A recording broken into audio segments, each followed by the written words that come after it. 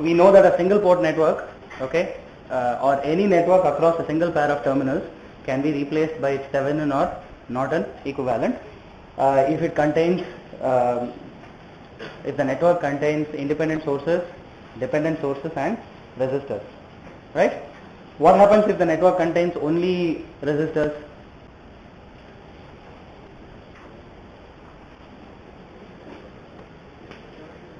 Huh? What will be the equivalent if the network contains only resistors? Correct, VTS is 0, or so IN is 0, so it will just be the Thevenin resistance. Okay. So we are actually considering an analogous case for two-port systems. Okay. For two-port systems, okay, we are assuming, looking at a case where we have only resistors, okay, and control sources, and what we can find, we don't have any independent voltage or current sources inside, okay. So which means you excite the port from outside with the two ports, okay. So you're using in this case V1, V2, and because the network is linear, you can write down the currents, okay, at the two ports as functions of what? V1 and V2, right? And something to do with the network itself, right? Network consists of a whole bunch of resistors and control sources, so we can, which relate the dependencies of I1 and I2 on V1 and V2, and we write that as a pair of two linear equations. In this case, since we are taking the voltages as the independent variables and the currents as the dependent variables, okay, the parameters relating the currents to the voltages will be some form of conductances, okay, and we replace those conductances by some variable y, okay, with some subscript. The subscript denotes the cause and the effect, okay. For example, if you have a parameter called y21, okay, the cause is at port 1 and the effect is at port 2. You are measuring the effect at port 2, okay. So in this particular case, your y11, okay, relates I1 to V1, okay, at port 1, but I1 also has a dependency on V2 which comes through y12, that is here. So you can write I1 as y11 V1 plus y12 V2. Similarly, I2 can be written as y21 V1 plus y22 V2.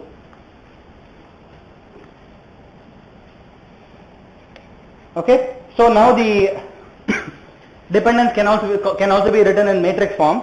Okay, so the y parameters, okay, or the y parameter matrix of the network consists of a 2 by 2 matrix in this case, which consists of just parameters y11, y12, y21 and y22.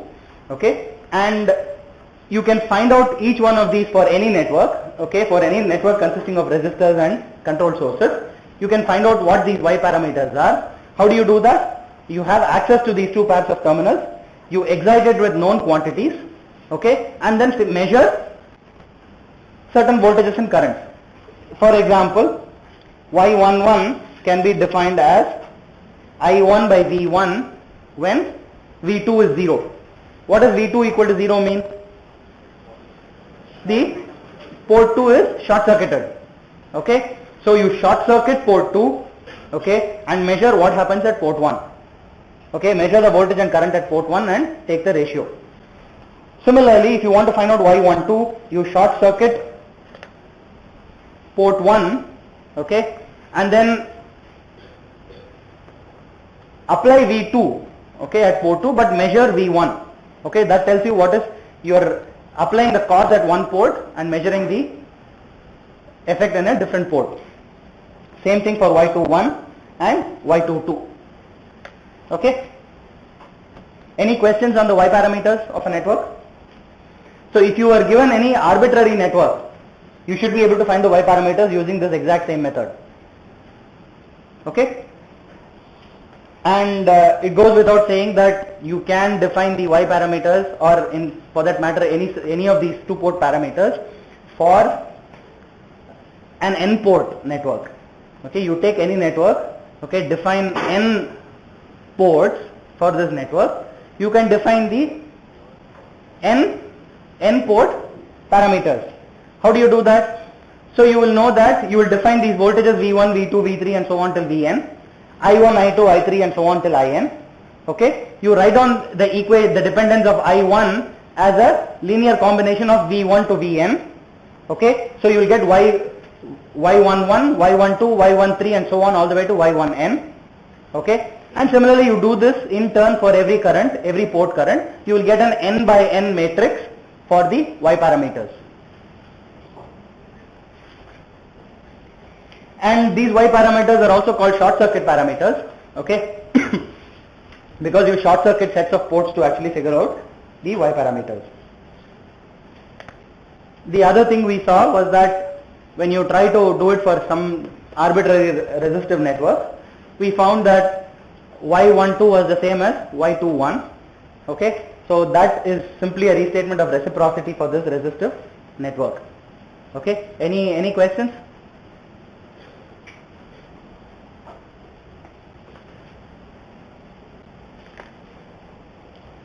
Okay, so now we need to find a way to actually plot these dependencies. For a one port network it's very simple. Okay, you find out the Thevenin equivalent and you plot it, so it ends up being a straight line which does not pass through the origin for if VTH is non-zero. The y-intercept is minus VTH by RTH and the slope is 1 by RTH.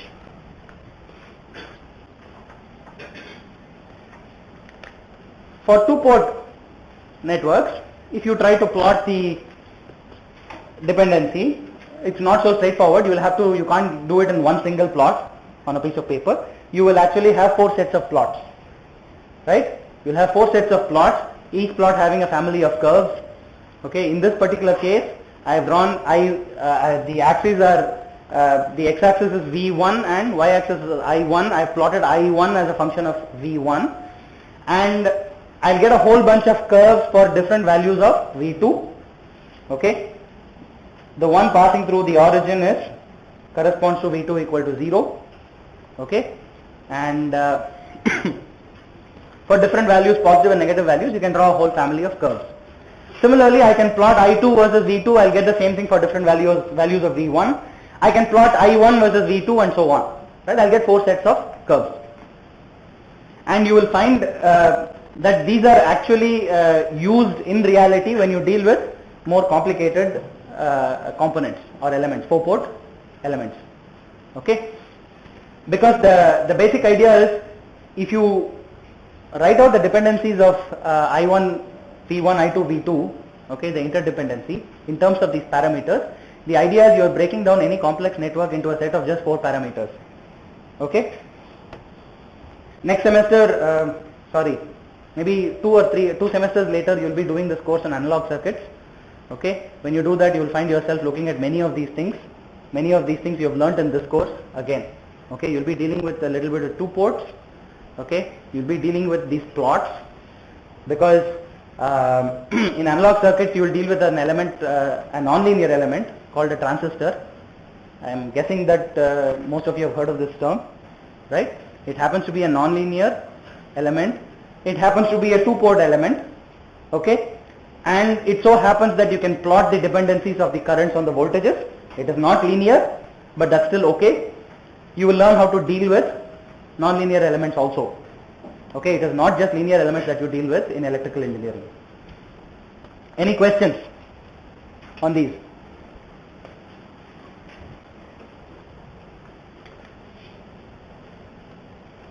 Okay. Now you could also have chosen I1 and I2 as the independent variables.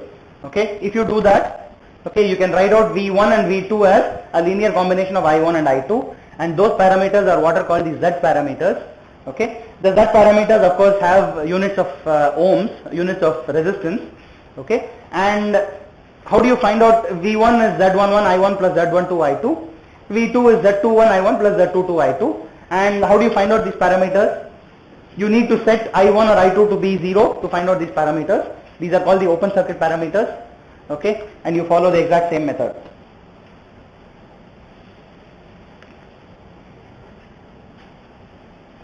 And very importantly, you will have to invert the whole Y matrix or Z matrix to get the other one. Okay, they are related through the inverse of each other, but the individual parameters are not. Okay, individual parameters are not.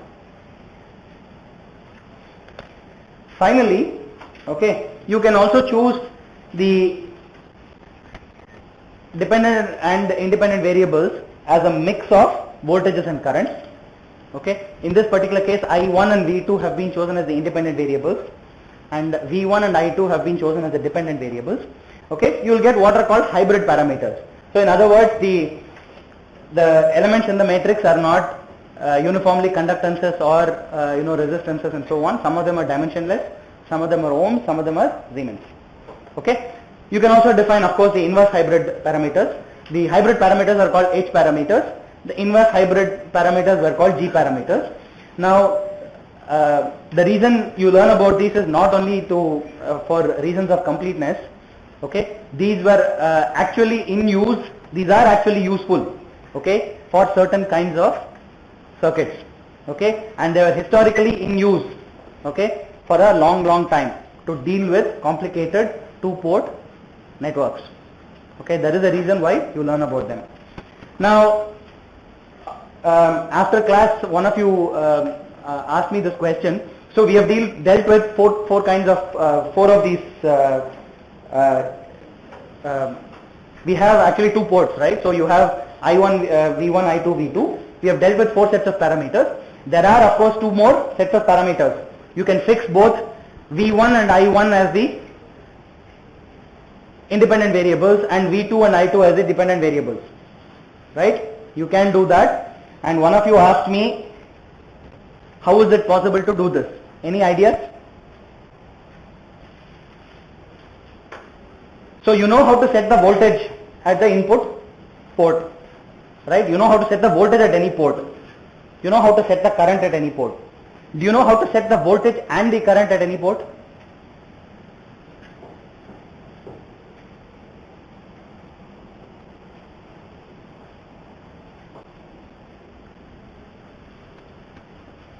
Any idea how you would do that? So as it turns out, you don't have the tools to do it yet, right? You need to learn one or two important topics before you can actually do that. But for now, you can take it for granted that it is possible. Okay, it is possible through something called feedback. Okay, you will learn about this later on in this course. But it is possible to set the voltage and the current at any terminal. Okay, that will give you one more set of parameters. Okay, it will give you one more set of parameters, and of course the inverse of that is also possible. Any questions so far?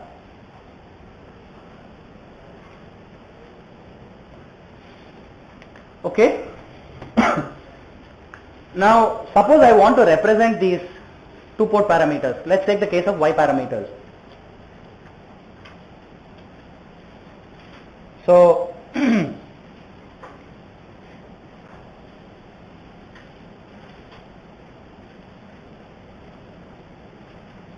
have Y11, Y12, Y21, Y22. Okay. I have V1, V2, and I have I1 and I2. Okay. Now, these are the Y parameters. I want to replace this network. Okay. These are the equations describing the network, right? And because it's a linear network, if you only care about what is happening outside the network, this is all that is needed to represent this particular network. Now, suppose I want to replace it by some electrical elements, okay, to make things easier for me, not just in terms of equations, but I want to draw the circuit. Right? Some sort of circuit representation for these. How would you do it? So you understand what I'm asking, right? So I have a network, okay, and 1 prime, 2 prime, okay. I know that I can find out the Y parameters for any network, okay. The network could be a very complicated network consisting of hundreds of elements. I want to replace it by something much simpler. How would you represent it?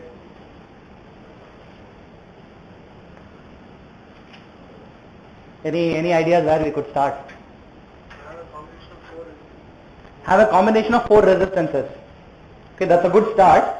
Now, he says a combination of 4 resistances, right? It seems like, okay, let's start off, okay, so from the 2-port parameters, right? There are 4 parameters, y11, y12, y21, y22, that determine the characteristics of the 2-port network. So you should be able to do it using 4 elements, right? Hopefully using 4 elements. Now he says 4 resistors. Do you think it's 4 resistors? Is it possible to do this using 4 resistors? So I1 is y11 V1 plus y12 V2, right? So this I1 equals the dependence of I1 on V1. What is that? Y11 V1. That seems like a resistance or a conductance in this case. Okay. What about the dependence of I1 on V2? Do you think that can be represented using a simple resistor?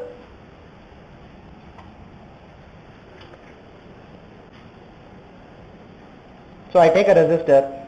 I have V, I have I. Okay, in fact I'll call it a conductance Y. Okay. I have a conductance, right? The relationship is I equals Y times V. So that's good, right? That will give you one type of parameter. But now this Y12 parameter looks more like this. So this is I, okay? But I is Y times V prime, where V prime is somewhere else, right? What kind of element is that? It's a control source. What kind of control source is that? It's a voltage controlled current source. Okay, it's not a simple resistor, it's a voltage controlled current source. Okay? So you have conductances plus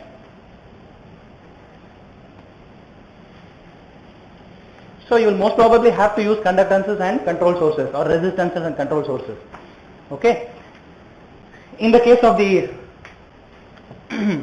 Y parameters, so let's write down the first equation. Okay? So you know that a conductance sets the relationship between the current through itself and the voltage across its terminals. So anything where the subscripts are the same, okay, voltages and currents can be represented by a conductance. Okay? In cases where the subscript is not the same, you will have to use a controlled source. Okay? So how would you, what kind of circuit will this give, this relationship give? Parallel combination. Why is it a parallel combination? Because the currents are adding up. Now you see, you are going the reverse way, right? From an equation to the circuit. Okay, you are now going the reverse way. What you have studied so far in this course, you are given a circuit, you write down the equations, you solve it. Right? It is also possible to go the other way when you have these kinds of simple dependencies. Okay, so here these are two sets of currents. They are adding up, okay, to form the single current I1. Therefore, these two elements representing these two, the elements representing these two relationships should be in parallel. I hope everybody gets that. So,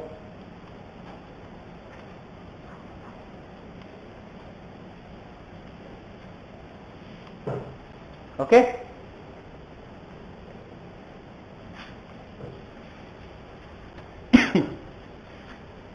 This is I1, okay, this is Y11,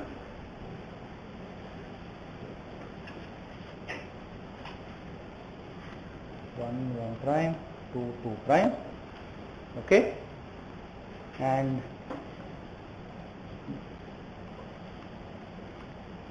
I'll also mark down the rest of the quantities. So this is nothing but Y12 V2. Okay, this is nothing but a controlled source. It's a voltage controlled current source, okay, representing the dependence on the voltage across the second port. Okay, now what about port 2? For port 2 you will have I2 is Y21 V1 plus Y22 V2. Okay, that also happens to be a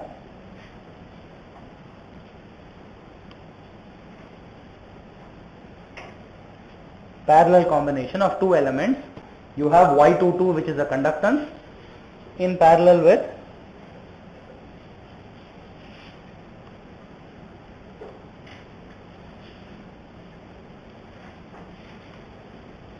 a current source whose value is Y21 V1.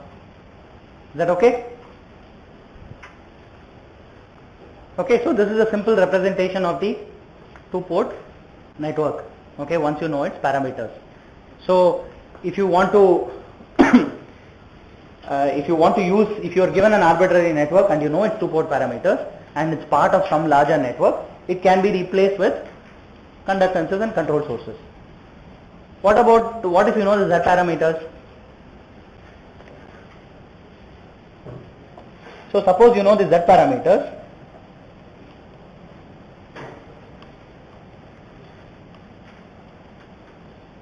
So I'll write them down here.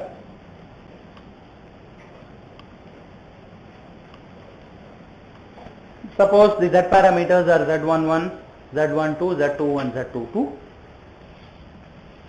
What do you think the two-port representation of this network will be?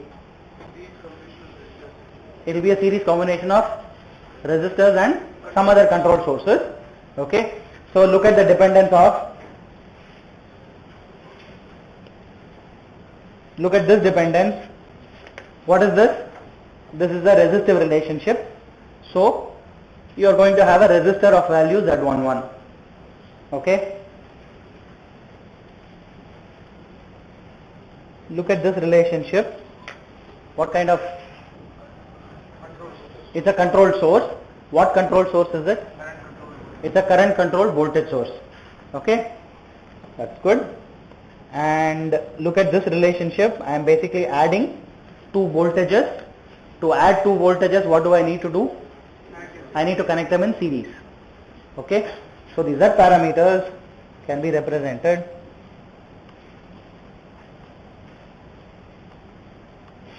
as a series combination of Z11. Okay. And this is going to be a current controlled voltage source of value Z12 I2. Similarly,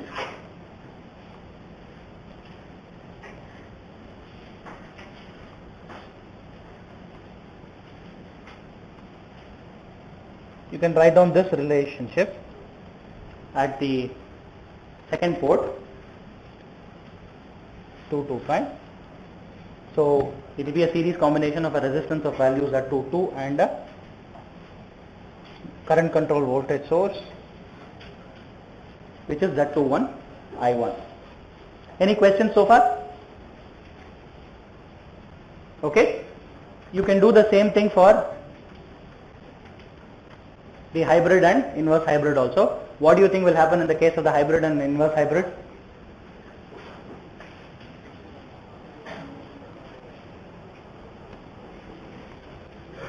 Let's go back to the hybrid parameters. Look at the H parameters. Okay, V1 is H11 I1 plus H12 V2. Right? So what kind of network will you get for that? Okay, so let's do this only for the H parameters. V1 is H11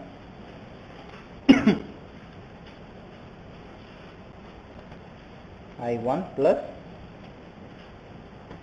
H12 V2. I2 is H21 I1 plus H22 V2.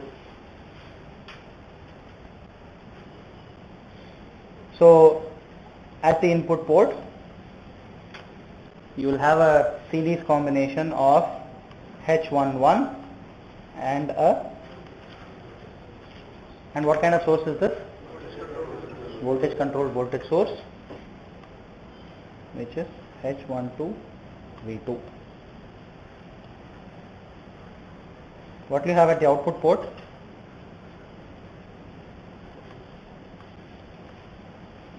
I2 is H21 I1 plus H22 V2. So what kind of network will you expect here? You will expect a parallel combination of two elements. One of them is a conductance, the other is a current controlled current source. Okay. So this one is H22 and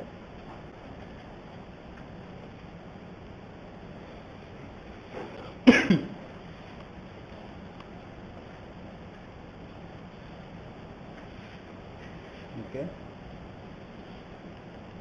H21 I1. So this is the representation of a H parameter network. Okay. So now I have a question for you. So look at this H parameter network and look at this Z parameter network. Right? What is the relationship between Z11 and H11?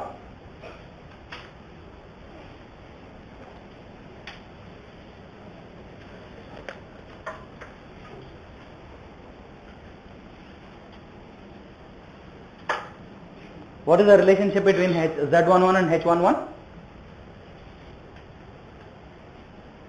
Are they the same?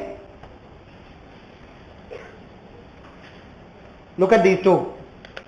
The series combination of that for resistance and a control source. The other one is the same, right? Are these two equal?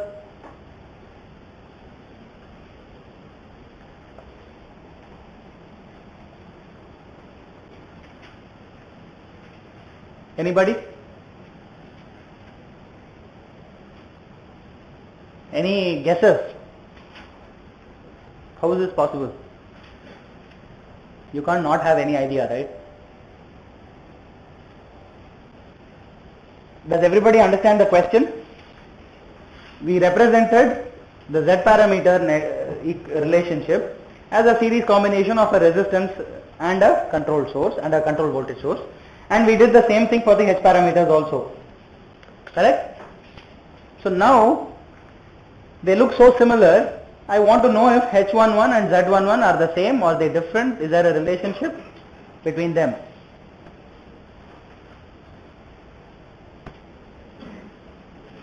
How do you find out Z11? Let's go back here. How do you find out Z11? How do you find out Z11? Huh? How do you make I2 0? Open circuit the second port, right? Then this control source becomes 0 and it just becomes Z11. What do you do in the case of H11? H11 is, what is that? It's V1 by I1 when V2 equal to 0. So what do you do to the second port? You short circuit it. So what do you think? Do you think H11 and Z11 will be the same? They will not be. In general, they will not be. They are being calculated under two very different conditions, right? Open circuit and short circuit are extremely different conditions. You do not expect them to be the same. Okay? One of them, though the topology looks similar, you may be tempted to think that these are the same, but they are not. Okay? Okay? Then I have a different question for you. Last class, we figured out the Z parameters and Y parameters of this. Let's go to the Y parameters of this simple resistive two port. Y11 was G1 plus G2, Y21 was minus G2, Y12 was minus G2 and Y22 was G2 plus G3. Correct? Do you see a pattern here? Of course, we saw that Y12 was Y21, that was reciprocity. Do you see anything else here? Do you see any other pattern? There is something else standing out, right?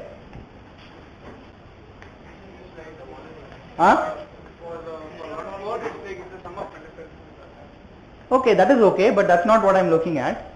Of course, you can see something very simple, right? R2 is the what is connected between 1 and 2, right? And that is appearing as the Y21. That is true for in this case, right? But you notice the signs of Y11, Y22, Y12, Y21. What are the signs like? Huh? It seems like for this resistive network, Y11 and Y22 are positive and Y21 and Y12 are negative. Do you think that is always true?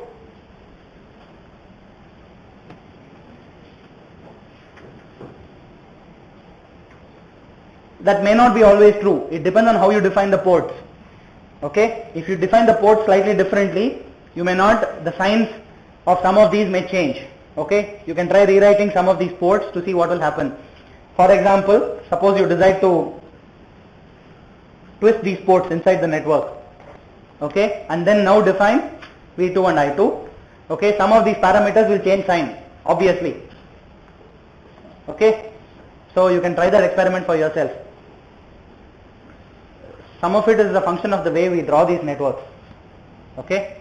So just keep that in mind. Don't get misled by some of these signs.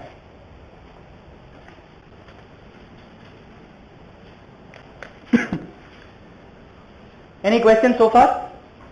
So of course you can also do the same thing for the G parameters also. Okay? Any questions on two ports? Okay, so in the remaining 10 minutes or so, we'll do a slight, we'll do a theorem, okay, which kind of connects. It's a theorem for two ports, okay, but it is connected to what we have done earlier, okay, the circuit theorems we have done earlier.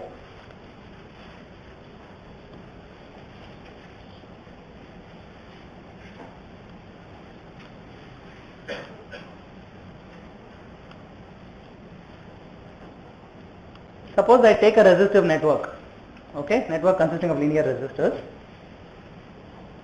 and I'm applying some source VA, okay.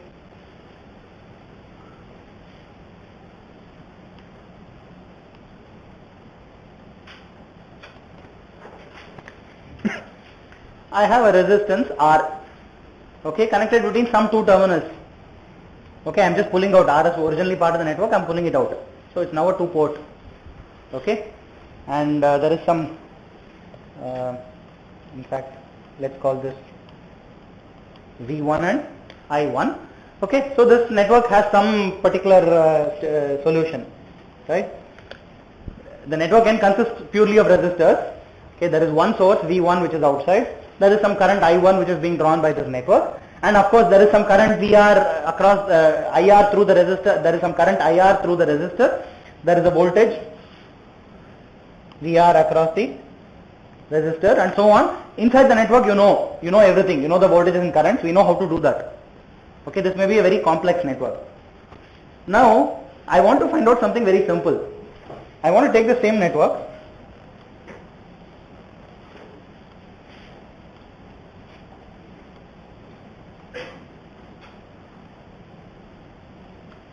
Okay, this is V1.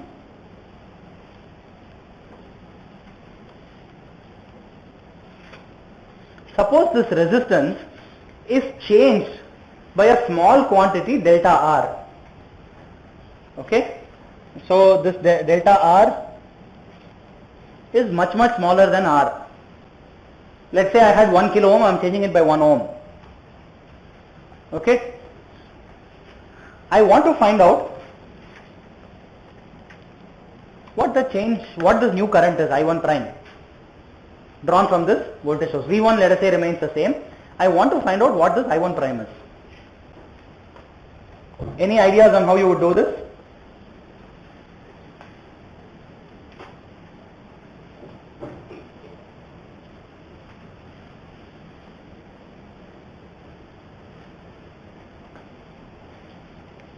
Try to think back to whatever theorems we have used so far.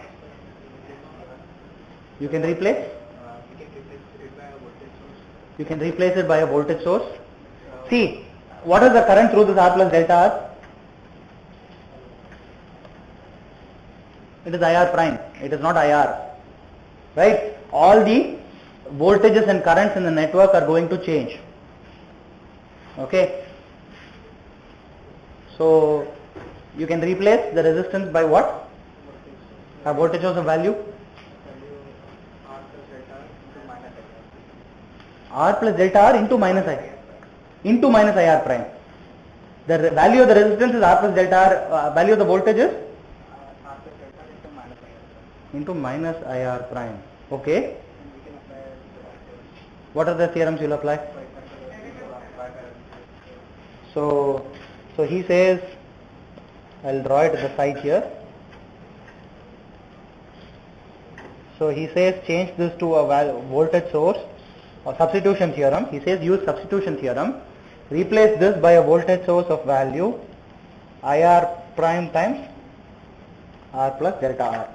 Right? The only problem is you don't know what IR prime is. Right? That is one problem, one potential problem. Okay? But yeah, this is a good start. Somebody else said something? Telegans theorem? How do you use Telegans theorem?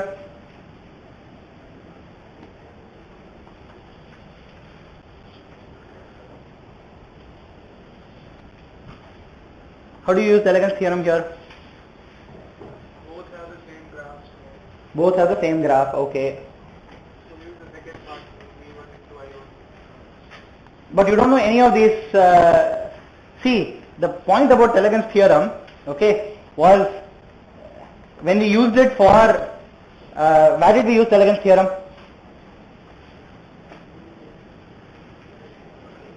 Telegans theorem we proved it using graphs, right? Then we used it to prove some other theorem. What was that? Reciprocity. How did we prove it?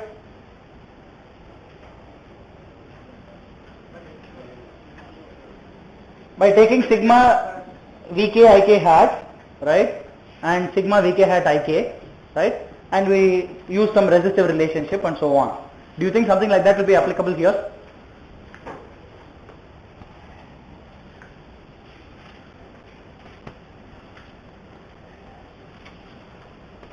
Any other ways? Yes? There will be a Norton equivalent of this overall network across R. Okay.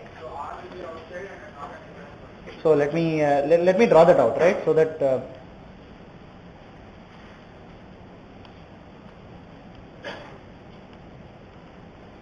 so IN Rn, this is R plus delta R.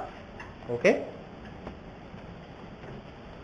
Then what happens? You can find I and Rn using the first. Okay, you can find out I and Rn, agreed. So IN and Rn are known. And if you find out the IR dash, then we can. So I found out IR dash. Then we can use the two ports with the reciprocity to find out IR. Okay, how do you do that? You are on the right track. We have that Y parameter.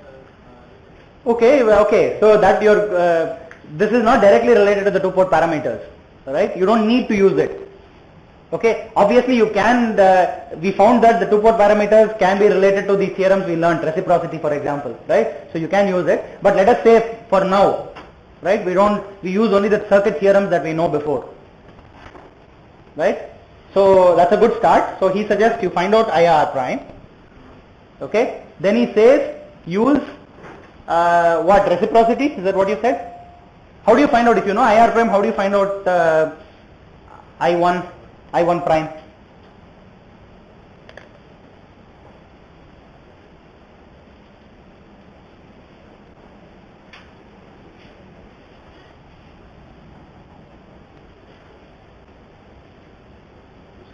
So actually Thevenin's theorem is or Norton's theorem is very good when you're going in one direction, right? When you're going in the other direction, it may or may not be very useful. Sometimes it is, sometimes it's not. What did you say? No, right? Suppose this network has 100 or thousands of. For which equivalent network? For this? For the Norton. There's nothing to write, right? You should be able to solve it directly. Right? You can write KCL and KVL. But the problem with Norton and Thevenin is that to go back from IR prime to I1 prime, you have a problem.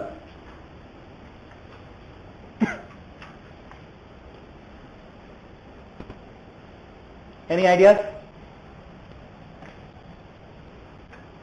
See, the point of this is, I don't want to go back and solve the KVL KCL for the overall network, right? I don't want to do that.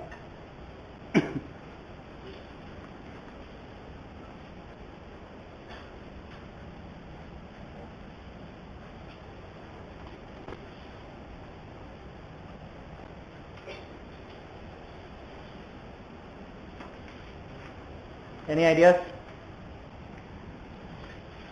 Okay, so what we'll do is maybe we'll just quickly stop here, because the discussion of this will take a little bit longer. We'll continue it on Thursday's class. Okay, but I want you to think about this. So there are a few things you will need to use. Okay, I'll tell you the theorems you need to use. Okay, reciprocity is right, substitution is right, and of course superposition. There is one other small bit of information that you need to use. Can anybody guess what that is? We'll discuss what that is and then stop, so that you can take this as a homework and come back on Thursday's class with the answer, hopefully. What is the information given to you? Of course, you are given that it's an linear two-port network, so you have used reciprocity, all the theorems that you can think of. Correct? So there is one more bit of information that was given to you right at the beginning. Change in resistance is very small. This delta R is very, very small, right? So what kind of approximations do you think you can do? Huh? Typically, when you might have done these kinds of analysis, when you have very small changes, okay, when you have these square and cube terms and so on, you usually neglect these, right? So you do that, you apply that to this, okay, and you can arrive at the final answer. So you use all of these put together, right? If you want to make things easier, you can write this IR prime as IR plus delta IR, okay, and then you can figure out what will happen. But the actual result uses a combination of all of these. And when I say reciprocity, okay, we learnt one statement of reciprocity in class. I'll go back to that particular lecture.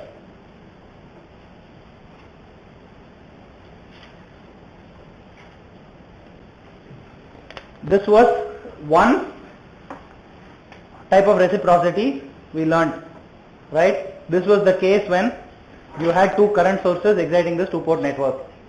Okay, what happens if these were two voltage sources? I gave it as a homework. Did anybody do this? Nobody at all, right? So do it for the other cases. Okay, do it for the cases when you have two voltage sources here and not current sources. You can also have statements of reciprocity when you have a one voltage source here, one current source here, right? In other words, this has been drawn like it's a super linear combination, but the case we started off with was this. You take a linear two-port network, you drive it with the current, you get a voltage. What happens when you drive it with the current from the second port? What happens to the voltage of the first port? That's what we started off with. It is easy to analyze it as some kind of superposition. But you can ask the same question. I have a voltage source here. Okay, I find out this voltage. Okay, V2, and I apply V2 hat. What is V1 hat? Or I put a short circuit between 2 and 2 prime. Okay, I apply V1 here. I get some I2, short circuit current I2. Okay, I short circuit port 1 and I apply V2 hat. What is I1 hat? Right? And the reverse again. Okay, there can be 4 statements of reciprocity. What do you think it will relate to? You can relate that to the two-port parameters. Okay.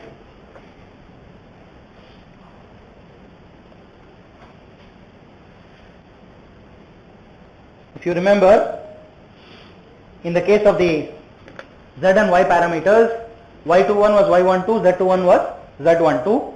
Okay, that will be the cases when you are driving with voltage sources or current sources. if you take the case where you're applying a voltage and measuring the short circuit current or vice versa, that will tell you the statement of reciprocity for these guys.